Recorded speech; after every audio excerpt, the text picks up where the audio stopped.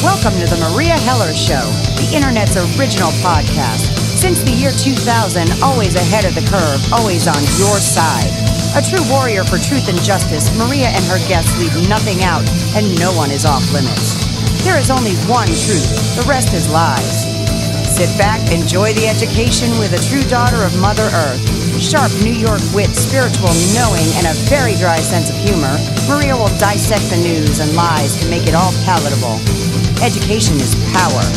Maria delivers rapid-fire truth like no one else can. Here she is, the mouth that roars, the legendary Meria Heller. Good morning, world. Maria here, alive and kicking. Welcome to Awaken with Meria Monnica, a show with no politics involved, with my excellent co-host, Monica Sepulveda. You can check out her work at monica.com. And just so my listening audience knows, I have now been blocked on Facebook for the third time in 2 weeks. So you won't be seeing any posts. I can't reply to any of your messages. So if you want to contact me, use good old-fashioned email. Good morning, Monica. How are you? And then there's that, right? Right. Well, you know, Facebook has actually, and it's probably been this all along, the Ministry of Truth predicted in 1984. And I complained to them this morning, and I said, what about our First Amendment rights? You know, what are your bots doing? You know, I started posting pro-Palestinian stuff over the slaughter of Palestine yesterday. And immediately I got banned for another 3 days on a post I put up maybe a year ago. So they'll use any excuse to suppress truth. And people need to know that. Yeah, but that's because, it was bought by the DOJ, the intelligence, companies here at FDIC. They all took it over, and that's why they're doing this. So, Mark Zuckerberg might be the figurehead now. He became a billionaire because of them. And so, I personally do not have a Facebook page for that reason, because I was educated a long time ago by Annie Michon, who used to be with MI5. And she said, don't open a Facebook account ever. So I didn't. And I learned that when she was on David Icke's show. Well, what's interesting is Facebook actually admitted that they spy and collect data on people, whether they're on Facebook or not. Interesting. So, when I talked about the NSA collecting illegally all this data on American citizens on my show, people didn't want to pay attention. But yet here it is, as we move into fascism. And, one person had said, can I ask a question about what do you see for the world next year? And I said, no, we don't talk about politics on the show. I said, this is a relief show. This is a spiritual show where we talk about things that matter. Yeah.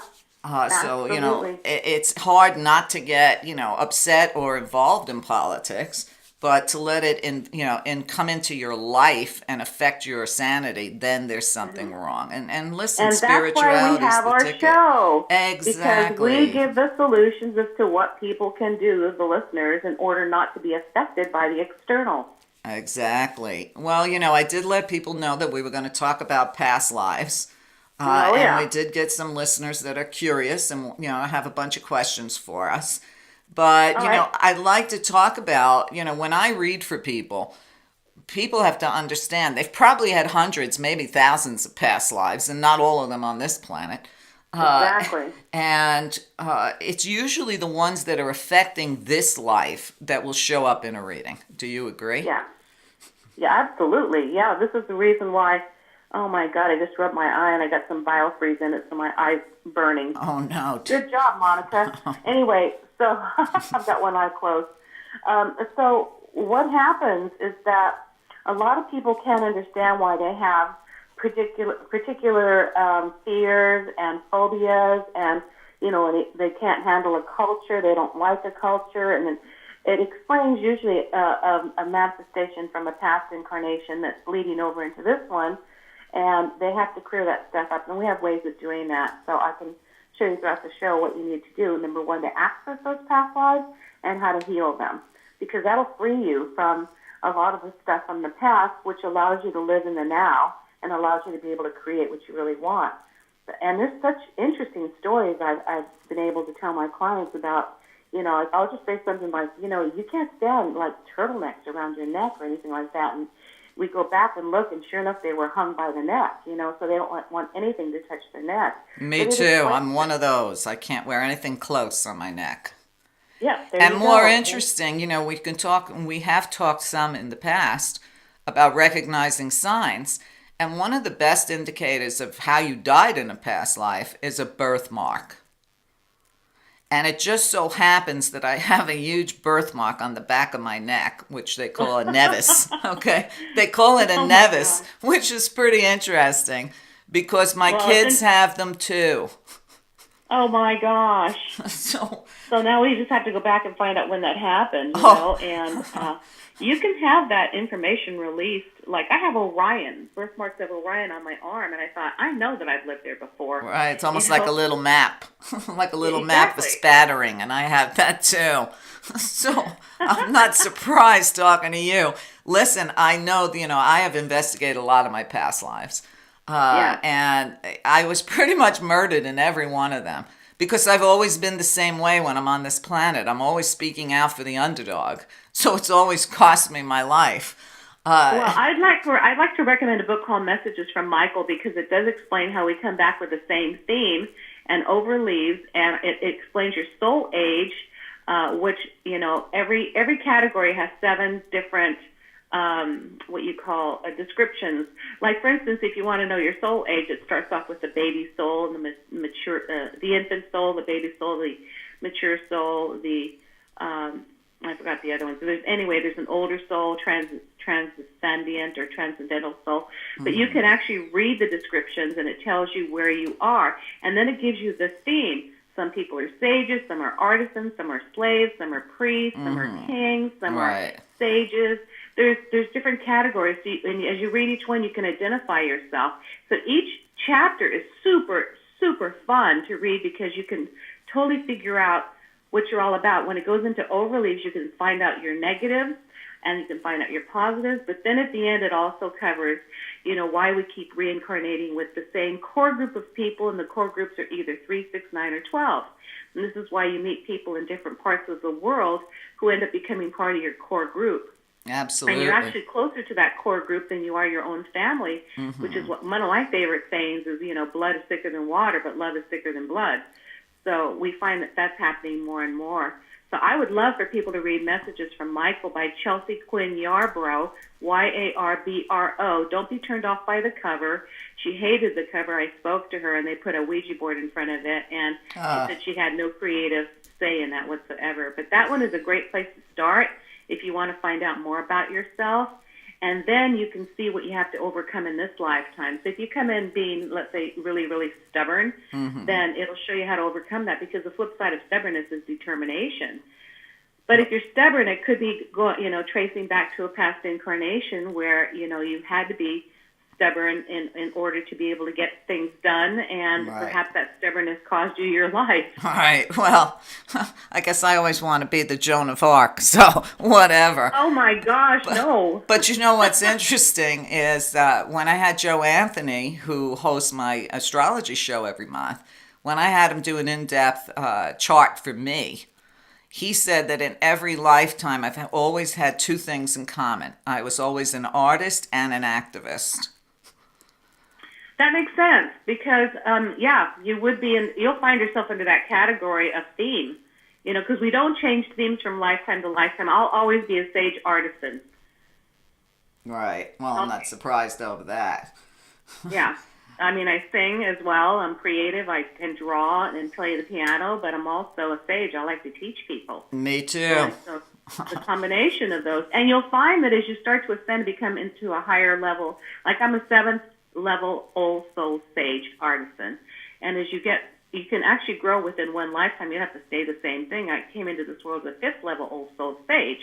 But then as I grew, I incorporated the 2. You can do that. But that's a fascinating book. You won't be able to put it down because it's all about you. I'll have to make sure to get a copy because that's one that I have not read.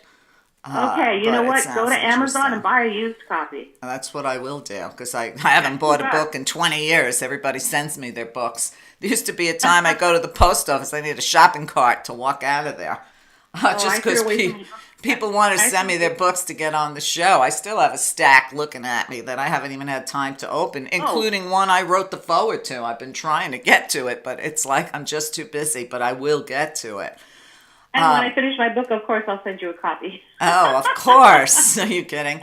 Monica, I wanted to ask you this. Yes. Most of the time when I read for people, they want to know about their health. And sometimes they'll have a specific health issue. And I determine immediately whether or not that health issue is karmic or not. Mm-hmm. And most of the time, I will say 90% of the time, it's not. But every so often, it is. Case in point, yesterday I read for this young woman, and she asked about her parents. And the father is sickly, but I could see that he would heal, that there was no karmic reason for him to have the disease he had. If he took the advice I gave her, he could actually heal. But when she asked about her mother, it was very clear to me that her mother wasn't going to get better, that her mother chose what she had to make up for what she did in the past. Oh, that's karma, yeah. Definitely. And, to me, it's a very high soul that does something like that. It's as if they want to clear it off their energy field or their etheric body forever.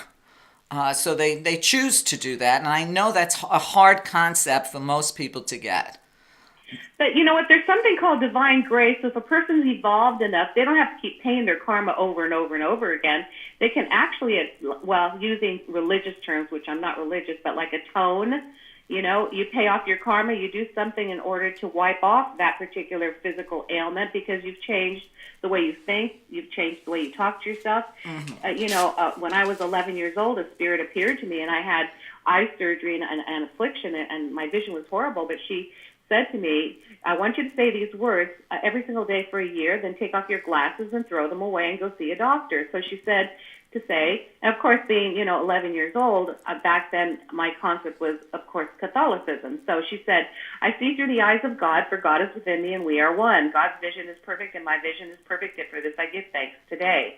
So all of a sudden I said that, she disappeared, but to this day it's written in 2 books actually. Mm-hmm. I say that every day, and I said it for every day for a year, and I threw away my glasses, got in big trouble, and the doctor goes, I can't believe this, but your vision's 20/20. Mm-hmm. So just about 5 years ago, I started noticing a little bit blurring, as you get older. Right. Sometimes it's hard to read close up, and I went to go see an optometrist, and he took my vision, a test, and he goes, I don't know why you came to see me, your vision's 20/30.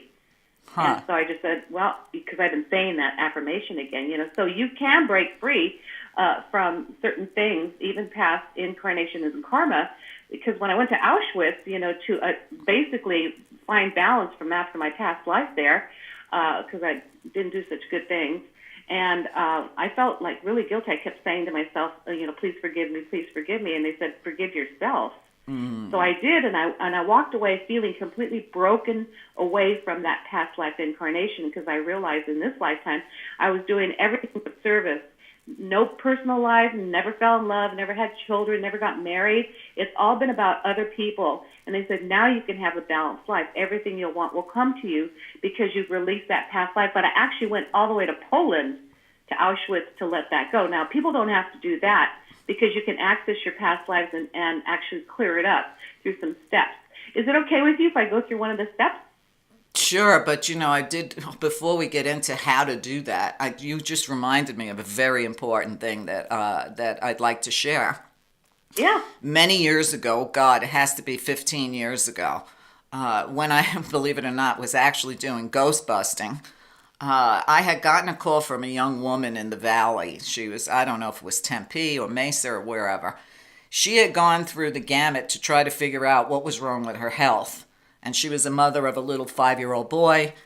She had a lot of weird things happening in her house. She had exhausted all the medical things. And even through Mayo Clinic, they couldn't help her. She legitimately had an oxygen hose through her whole house so she could walk around her house and breathe. And when she had seen an article in the local paper about my work as a ghostbuster, which I won't do now, she finally called me. I was the last resort. So I walked into that house, and let me tell you, the energy was so heavy and so bad, I can't even tell you, Monica. When I tried to smudge one room, it literally, the room blew the smoke back at me. Okay. So I was like, holy shit, right? So I went upstairs. She had a beautiful home. It was a new home. It was 2 stories. She had this huge deck on the back of her main bedroom, her master bedroom, overlooking this little mountain, beautiful backyard. And I told her to leave me there alone and to just leave. And I looked out and I said to Spirit, show me. And that's what I do. I just say, show me what happened here. And then the movie began. And what I saw was a murder of Native Americans celebrating a butterfly dance, which is when their young girls come of age, inside a kiva in her backyard. And while the whole tribe was celebrating, as they did, in came the bluecoats with bayonets and slaughtered everybody, okay? Wow. I was like crying standing there watching this. So here I am trying to beseech these spirits that are showing me this. And I said, listen, they told me she was one of the bluecoats and she had to pay for what she did. And I had asked them, she's a really nice person now. She's a mother. She's trying her best to be a spiritual person. Is there anything she can do? They gave me specific instructions on what they wanted her to do, including a chant that she had to say, like, I don't know how many times a day, besides clearing the place and making offerings. I mean, it was intense, right? Mm-hmm. So I sit down with her after that, and I told her what I got, and she just started crying. And she says, I'm so sorry, listen, if we're all reincarnated, we weren't Mother Teresa's in past lives, okay? Oh, we were assholes. Well, what ended up happening, she put into practice what I told her to do, and they told me that I was specifically not to help her do any of the things they were requiring. She had to do it. Mm-hmm. Within 2 weeks, she was healthy. The newspaper came back and interviewed us again because no one could believe that this woman had recovered. So she had done what you said. There are ways of releasing that karma, unless you've chose that disease because you want to experience it so you can help others from the other side who go through the same thing. Oh, yeah. If anyone listening, if you have, like, let's say arthritis in your joints or even your wrist or something, it could have been that your hand was chopped off in a past incarnation. That stuff imprints itself. It's got cellular memory, so you do feel in the next incarnation. So what you want to do is always ask, where is the genesis of this? Where did it begin? And right before you go to bed, you can ask that, and you can actually have the dreams about what happened. Right. That's one of the fastest ways to get information about yourself, is ask for it. Why am I having constant pain here?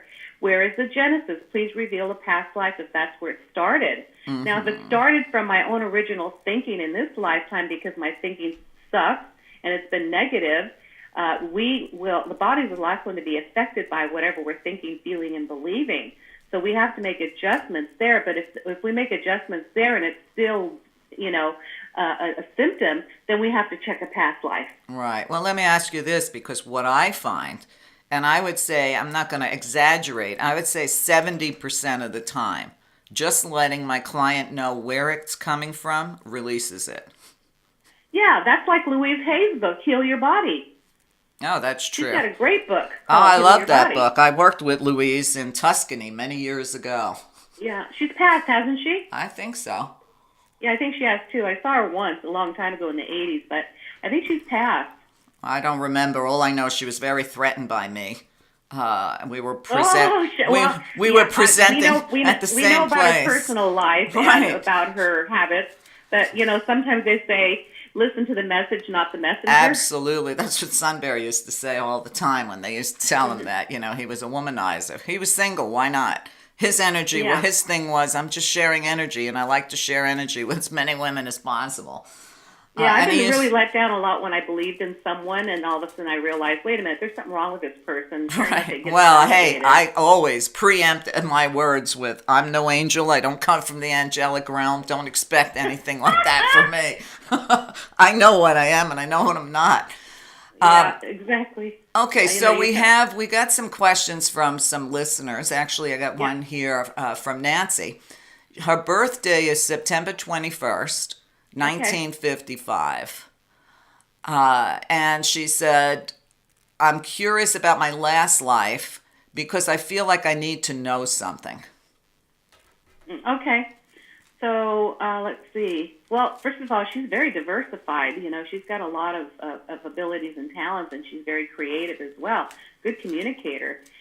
When it comes to her past life, I'm tapping into the one that is going to be the most prevalent or the most... Because some of our past lives are just freaking boring. I know. Nothing happens. I know. But then all of a sudden we have this doozy that just all of a sudden hits, and then we find out where it comes from. So with her, it feels to me this. I feel that she was a woman in a past incarnation as a nun, because I see a convent. Mm-hmm. And I see that she was so disillusioned by it was a real letdown for her, that she didn't like the feeling of like always giving, and yet she was very creative and she loved to sing and she loved, to make people feel good. But in this lifetime, it feels to me that, even though she's multi-talented, sometimes she won't feel completely fulfilled because, she is still sometimes giving too much and not letting herself receive as much. Because what do you do as a nun? You're always giving. You give up everything that belongs to you. Right. In this lifetime, I just feel that she has to open the channels to receive more, let people do things for her, because she's got a very kind heart. Yeah. And when you are constantly giving, but you don't receive, that doesn't complete the circle of giving and receiving. So I would say in this lifetime, what she has to learn is basically to let people give back to her. I think that nurturing and relationships for her has been the main lesson, but it's really not the relationship with others that she has, the relationship with herself that she needs to let herself receive. And when she does that, things will open up for her. Right. Well, it's interesting because while you did that, I was also taking a little look. And I see that one of the big issues she's had in this life is betrayal. People betraying her, people she loved betraying her. And that comes from a past life where she did the same to her partner. And sometimes, like I said, just knowing that is enough to clear that off because emotionally... And those are 2 incarnations we got for her then. Exactly. Well, and so that makes sense to me, Maria, because if she did the betraying in a past incarnation, she would have wanted to make amends for that by joining the convent and do good things for the planet. But then she was disillusioned by that too. Exactly. That it didn't. So in this lifetime, she has an opportunity to have it all. And when you're betrayed like that, a lot of times you don't let yourself receive because you're afraid of opening the heart and letting people give to you, because what if they betray you again? So she's got some clearing up to do. Mm-hmm. And I do have a process for that. I'm sure you do. So get over to Monica's YouTube channel. Monica, is it just called Monica? What's your YouTube channel called?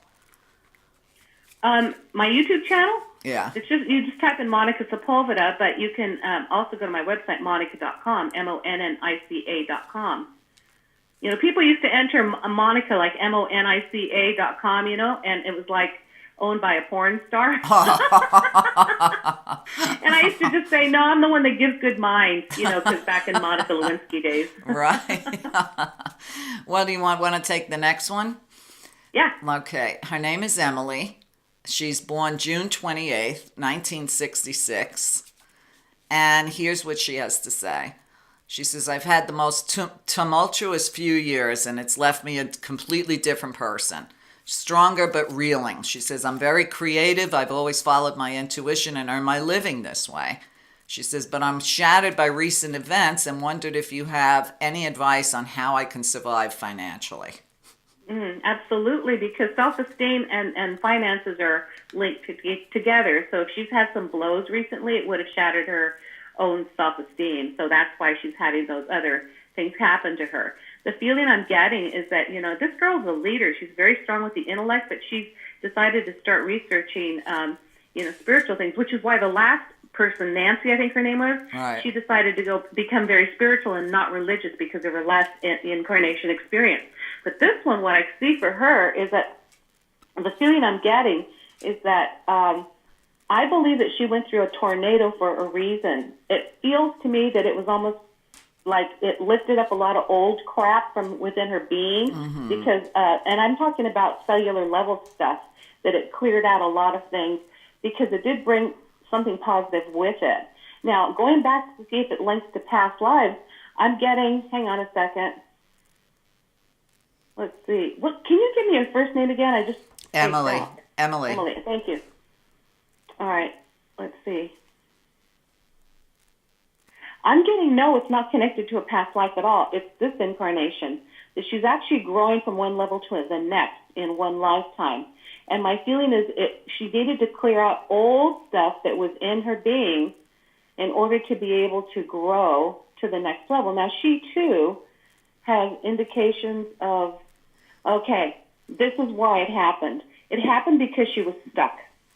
And what this did is, like an earthquake or tornado, it got her unstuck because it gave her new ideas, new concepts, new ways of living, and new ways of even, being with herself.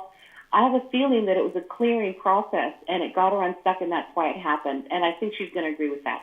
All right. Well, I'm taking a look, too, and I don't think her clearing is complete. I hate to say it. But her question is, of course, how to survive financially. And, Emily, just hang in there. You only have maybe 3 more months of this crap where everything will start falling into place for you. Oh, definitely. But what I would like to change one of her words, though, Maria. I'd like for her to stop using the word surviving, because that keeps you in survival mode. All right. I want her to start telling herself that I have abundance beyond my own expectations, and I'm grateful each day for more and more, and I deserve it. Mm-hmm. So it's like there's where she's stuck. Like you said, she's not done yet. She's got to clear out more. That's one of the things she needs to clear out, is to stop thinking in terms of survival. Right. To start thinking in terms of abundance. Because when you're one with spirit, spirit is unlimited. So if you're one with spirit, you're unlimited too. So why would you even define yourself as being a survivalist or someone who's just hanging in there? Right. That's where she needs to get unstuck. So that validates exactly what you just said. Oh, yeah. And, many times I correct even my friends, let alone my clients, in their language and what they're asking and how they say it. Because words have a lot of power. But looking at Emily, I think that, even though she says she's very creative, her creativity is going to really boom in about 5 months. And what she needs to do is just pull the trigger on whatever new thing is coming along, whether it's with her art, whether it's with her intuition. And she tends to worry too much about what people say or think about her. You need to let that go. And again, when you align, your financial picture is completely connected to your self-esteem. So don't let anyone define you. Absolutely. Ever. But, You got to define yourself. It's real important, too, when you think about, again, going back, because I'm a minister, and going back to the old days of Christianity and when I studied Catholicism and stuff and studied the Bible, God defines itself, non-gender, as the I am. And what I was taught is whatever words we use after the word I am is how we're defining ourselves. Mm-hmm. So if you want to break through and connect clearly to the I am, just say the words I am that I am that I am, which means pure love. And in other, chants, you can just say Om or Ane Yode Vave, because Ane Yode Vave is a Hebrew way of saying I am that I am. Mm-hmm. So it's important to watch the words that we use after the word I am, because if we define ourselves as people that have certain struggle mentality, or that we're having this, or that then we're playing the victim role instead of taking control and creating something better for ourselves. Absolutely. Because it's up to us how our experience reflects back to us what needs to change on the inside. So it doesn't happen to us; it happens for us. Mm-hmm. So I would like Emily. Is it Emily? Emily. I'm forgetting your name. Emily or Emma? Emily. Emily. I would like for Emily to really look at her words and her thoughts and start defining herself with the truth rather than with all the bullshit lies. Right. Well, I know that Emily is a pretty new subscriber to my show, so I wanted to add this. I do also another spiritual show every other month with Michael Rekia of josephspeaks.com. And I love his work. There's tons of his shows in the archives. Just put his name in there, or just put in the bigger picture, and it'll list up.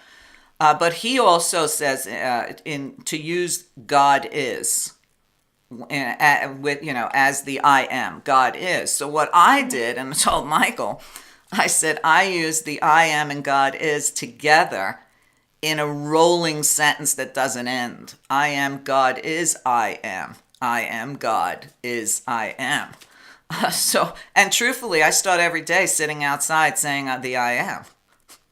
You need to do that to remember who you are in this world of, fear and insanity. You have to lock down your spirituality starting first thing in the morning. First thing in the morning, even before I get out of bed, you got to do it. Absolutely. The thing about this is that because we lie to ourselves constantly, and it's no wonder we're attracting stuff that is not what we want. It's like Einstein said, do the same thing over and over, and that's the definition of insanity. So you got to do something different. So when we define ourselves with different words and different belief systems and different thoughts, our world changes because it reflects back to us who we are. Right. It's who we are that we get to see and experience. So for people that are acting like victims, hey, you created it. Mm-hmm. So take responsibility, because the world is so loving that it reflects back to us like a giant mirror of where we need to make those shifts internally. And so if you take that information, just say, wow, this is a great gift from the planet, that it's showing me exactly where I need to change on the inside. And most people go around saying, look what happened to me. Right. Well, they Nothing make their happened own. to you. It happened for you. Exactly. Well, I don't know. I mean, no, you're pretty smart with astrology. Do you remember Linda Goodman and her astrology books? Linda Goodman. She wrote the best books on astrology. Right. But one thing that I learned from her all those years ago, God, it's got to be 30 years ago, was the way she used words in her book. When she said remember, she hyphenated the re and member. So, interesting. There was so much in it, and I never lost that. I keep telling people to remember who they are, which is really a remembering of putting together all the members of yourself into this lifetime. And there was a famous quote, I don't know who wrote it, but it said, remember who you are, then become who you are. Good stuff. Anyway, we have to take a short break, but we'll be right back. Stay with us. Hi, Meria here, and I have a message. Due to the pressure of the times we're living in, I'm calling on all students and millennials to get the education they need to fight the fascism taking over our world. I've made a special subscription offer for students and for seniors on a limited budget. For just $9.99 a month, you can subscribe and get that education. Over 500 hours of real education that's necessary to understand the world, the problems, and the solutions. Remember, knowledge is power. Together, you can change the world, but to do so, you must be informed of what's really going on and have real facts to support you in your endeavors. It's time for all the grandmothers to take a stand and teach the younger generation what their life could be and how to get there. Help me help you.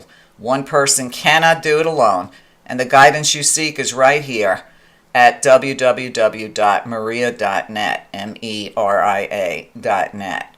Your generation is the generation we've been waiting for, so let me help you. Thanks for listening.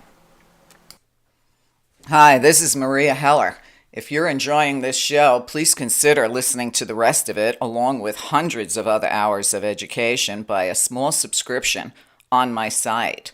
Get over to meria.net, meria.net. You are the only thing that supports this show. There's no corporate control, and there's plenty of education on site. So please consider either a subscription or a donation to keep the work going. There are too many alternative voices out there that are being silenced because of lack of support. So if you don't want MSM to be the only mind-controlling news out there, please consider supporting the people that support you and help us all save something for the future for our children. Thank you so much.